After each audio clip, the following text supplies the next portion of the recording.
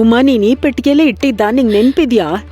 ಹೌದು ಅತ್ತೆ, ಹೊಸ್ದಾಗಿರೋದಲ್ವಾ, ಕೊಳೆ ಆಗುತ್ತೆ ಅಂತ, ನೀರ್ ಬೀಳುತ್ತೆ ಅಂತ ಭದ್ರವಾಗಿ ಇದ್ರೊಳಗಡೆನೆ ಇಟ್ಟಿದ್ದೆ. ನಾನ್ ಹೊಲಿಬೇಕಾದ್ರೂ ದಿನ ಇದ್ರೊಳಗಡೆನೆ ಇಡ್ತಾ ಇದ್ದೆ. ನನಗ್ ಚೆನ್ನಾಗ್ ನೆನ್ಪಿದೆ ಅತ್ತೆ. ಇವಾಗ ನಾವ್ ಏನ್ ಮಾಡೋದು?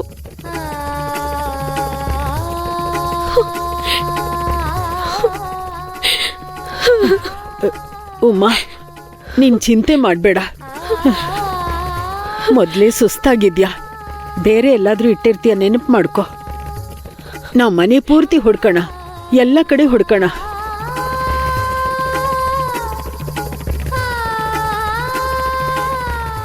ಅಮ್ಮ, ಚಿಂತೆ ಮಾಡ್ಬೇಡಮ್ಮ. ಒಂದ್ ವೇಳೆ ಅಪ್ಪ ಮೂಟೆ ಕಟ್ಟಿ ಎಲ್ಲಾದ್ರೂ ಎತ್ತಿಟ್ಟಿರ್ಬೋದೇನೋ.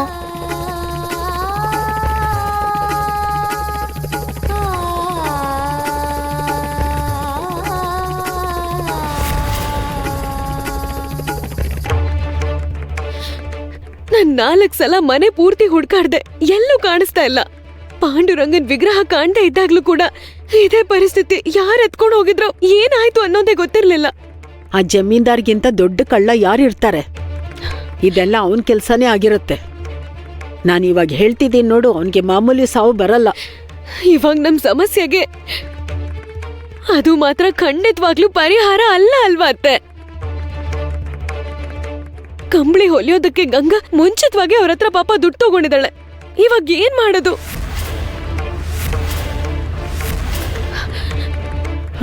ಹೌದು ಉಮಾ, ನಂಗೂ ಭಯ ಆಗ್ತಿದೆ. ಅಮ್ಮ, ಪಾಂಡುರಂಗನ್ ಕಳ್ತನ ಮಾಡ್ದ ಹಾಗೆ ಕದ್ಕೊಂಡು ಹೋಗಿರ್ತಾರಾ? ಹಾಗಾದ್ರೆ ನಾವು ಪಾಂಡುರಂಗನ ಹುಡುಕ್ದಾಗ ಅವನ್ ಸಿಕ್ಕದ್ನಲ್ಲ, ಹಾಗೆ ಹುಡುಕಿದ್ರೆ ಕಂಬಳಿಗಳು ಸಿಗ್ತವೆ. ಖಂಡಿತ ಸಿಗ್ತವೆ ಅಮ್ಮ.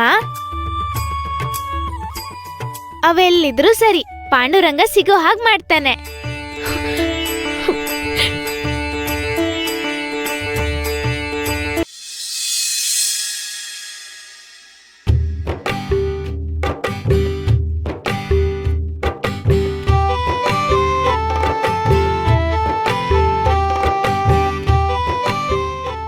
ಇವ್ರೇನು ಇಷ್ಟ್ ಪ್ರಶಾಂತವಾಗಿ ಕೂತಿದ್ದಾರೆ?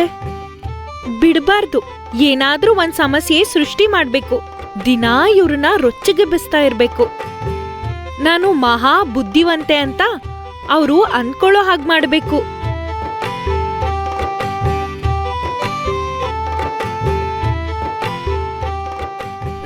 ಏನು ಅಂದ್ರೆ, ನೀವು ಗಮನಿಸಿದ್ರಾ? ಒಳಗಡೆಯಿಂದ ಏನು ಶಬ್ದ ಬರ್ತಾ ಇಲ್ಲ. ಚೇಳ್ ಕಚ್ಚಿ ಗೋದಾ ಅಕ್ಕ ಸತ್ತೋಗಿರ್ತಾರೀ? ಅದೇಗೆ ಸಾಯ್ತಾಳೆ? ಅವಳಿಗೇನಾದ್ರೂ ಚೇಳು ಕಚ್ಚಿದ್ರೆ ಕಿರಿಚಿ ಕೂಗಾಡೋಳು. ಯಜಮಾನ್ರೇ, ಹಂಗೆ ಏನು ಅಂದ್ರೆ, ದಾಮು ಕರಿತಾ ಇದ್ದಾನೆ. ಏನಾದ್ರೂ ಆ ಚೇಳು ದಾಮು ಕಚ್ತಾ ಹೇಗೆ? ಅಯ್ಯೋಯ್ಯೋಯ್ಯೋ, ಬನ್ನಿ ಬೇಗ ಹೋಗಿ ನೋಡೋಣ.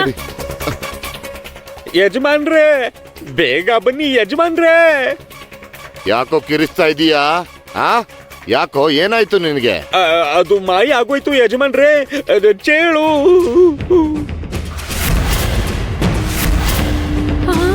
ನಿನಗೆ ನಾನೇನ್ ಹೇಳಿದ್ದೆ? ಕಣ್ಣಿಗೆ ಎಣ್ಣೆ ಬಿಟ್ಕೊಂಡು ಕಾವಲ್ ಕಾಯಿ ಅಂತ ಹೇಳಿದ್ದೆ ತಾನೆ? ಅದನ್ನ ನೋಡ್ಕೊಳ್ದೆ ಏನ್ ಮಾಡ್ತಿದ್ದೆ? ಇಲ್ಲ ಅಂದ್ರೆ ಅಲ್ಲೇ ನಿಂತು ನಿದ್ದೆ ಮಾಡ್ತಾ ಇದ್ದ? ಅಯ್ಯೋ ಯಜಮಾನ್ರೇ, ನಾನು ನೋಡ್ತಾನೆ ಇದ್ದೆ. ಆ ಚೇಳು ಆ ಕಡೆ ಈ ಕಡೆ, ಆ ಕಡೆ ಈ ಕಡೆ, ಆ ಕಡೆ ಈ ಕಡೆ ಓಡಾಡ್ತಾ ಅಮ್ಮವ್ರ ಹತ್ರ ಹೋಯ್ತು.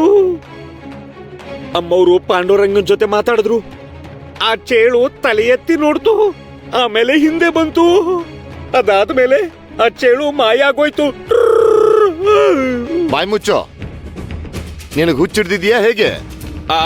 ಅದ್ ಹೇಗ್ ಮಾಯ ಆಗುತ್ತೆ? ಅದೇನ್ ದೇವ್ರಾ? ಚೇಳು ತನ್ನನ್ನ ಕಚ್ಚಬಾರ್ದು ಅಂತ ಈ ಗೋದಾವರಿ ಏನೋ ಮಂತ್ರ ಹಾಕಿರ್ತಾಳೆ. ಏನೇ, ಏನ್ ಮಾಡ್ದೆ ಆ ಚೇಳ್ನ? ಹಸುವಾಗಿದೆ ಅಂತ ತಿಂದ್ಬಿಟ್ಟ ಏನು?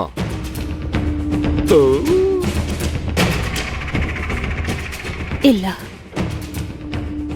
ಪಾಂಡುರಂಗನ ಆಜ್ಞೆಯಿಂದ ಬಂದಿತ್ತು.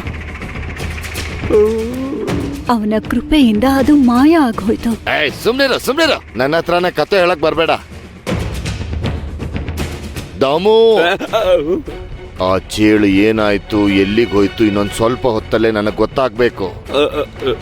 ಇಲ್ಲ ಅಂದ್ರೆ ನಿನ್ ಕತೆ ಮುಗಿಸ್ಬಿಡ್ತೀನಿ, ಅರ್ಥ ಆಯ್ತಾ?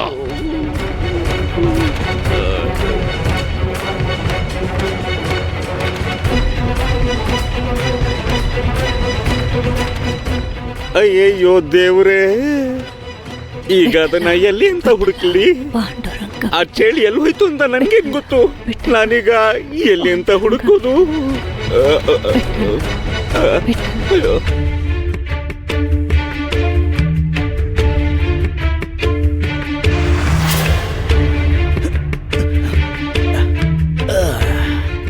ಭಲೆ ಭಲೆ, ಕಂಬಳಿಗಳು ಅದ್ಭುತವಾಗಿವೆ, ತುಂಬಾ ಮೃದುವಾಗಿದೆ. ಇವನ್ನ ಮಾರಿದ್ರೆ ತುಂಬಾ ದುಡ್ಡು ಸಿಗುತ್ತೆ, ಕೈ ತುಂಬಾ ದುಡ್ಡು ಸಿಗುತ್ತೆ.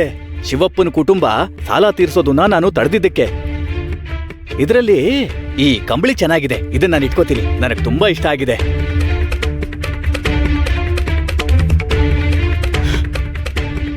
ಎಷ್ಟು ಮೆತ್ತಗಿದೆ, ಇದನ್ನ ನಾನೇ ಇಟ್ಕೋತೀನಿ. ಕಾಡಲ್ಲ. ಹೌದು, ಕಂಬಳಿಗಳು ಕಾಡೊಳಗಿವೆ ಅಂತ ಯಾಕನ್ನಿಸ್ತೋ? ಅದೇ ಅಲ್ವಾ? ಅದೇನಂದ್ರೆ ಪಾಂಡು, ನಮ್ಮಿಂದ ಕಾಣೆಯಾದ ವಸ್ತುಗಳೆಲ್ಲ ಕಾಡೊಳಗೆ ತಾನೇ ಸಿಕ್ಕಿದ್ದು. ಅದು ನಮ್ ಪಾಂಡುರಂಗ ಕಾಡೊಳಗೆ ಸಿಕ್ಕಿದ್ದು, ಗೌರಿ ಕೂಡ ಕಾಡೊಳಗೆ ಸಿಕ್ಕಿದ್ದು, ಅಂದ್ಮೇಲೆ ಕಂಬಳಿಗಳು ಅಲ್ಲೇ ಇರ್ತವೆ. ಹೌದು, ಹರಿಮಾಮ ಗೌರಿನ ಕಾಡಲ್ಲಿ ಬಿಟ್ಟಿದ್ದ ಅಲ್ವಾ? ಹೌದು.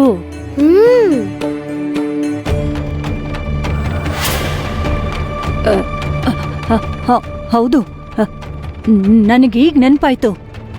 ಹೌದು, ಹರಿನೇ. ನಾನು ಅವನನ್ನ ಬೆಳಿಗ್ಗೆ ನೋಡ್ದೆ, ದೊಡ್ಡ ಬಟ್ಟೆ ಮೂಟೆ ತಗೊಂಡು ಗಡಿಬಿಡಿಲ್ ಹೋಗ್ತಾ ಇದ್ದ. ಖಂಡಿತ ಹರಿನೇ, ಹೌದು.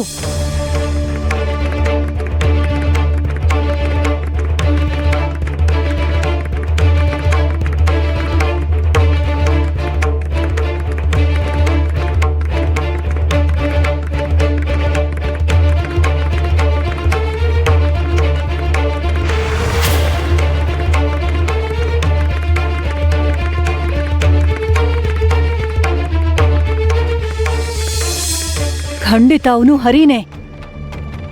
ಕಳ್ಳ ಸಿಕ್ಬಿಟ್ಟ. ಚಿಂತಿಸ್ಬೇಡ, ನಿನ್ ಕಂಬಳಿ ಸಿಗತ್ತೆ ಸಕ್ಕು.